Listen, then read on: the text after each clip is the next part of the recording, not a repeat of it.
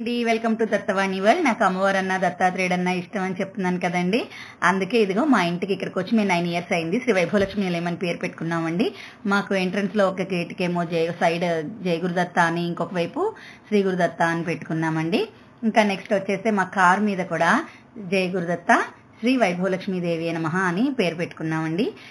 చూసారా ఎంత నిండుగా ఉందో కార్ వెనకాల అలా రాసుకోవడం వల్ల.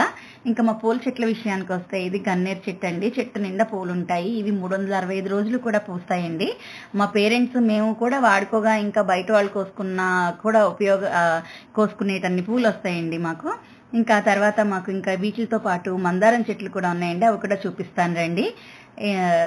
ఇదిగోండి, ఇది మందారం చెట్టు. ఒంటిరెక్క ఎర్ర మందారం, ముద్ద ఎర్ర మందారం, మళ్ళీ ఒంటిరెక్క గంధం పువ్వు చెట్టు, గంధం పువ్వుల కలర్ మందారం, ఇవన్నీ కూడా ఉన్నాయండి. ఇవన్నీ రేపు పూస్తాయి మొగ్గలు. 15 మొగ్గలు పైనే వస్తాయి. ఒక్కొక్క వెరైటీలో 15 మొగ్గలు వస్తాయి. మాకు చాలా చాలా పువ్వులు వస్తాయండి ఇలాగా.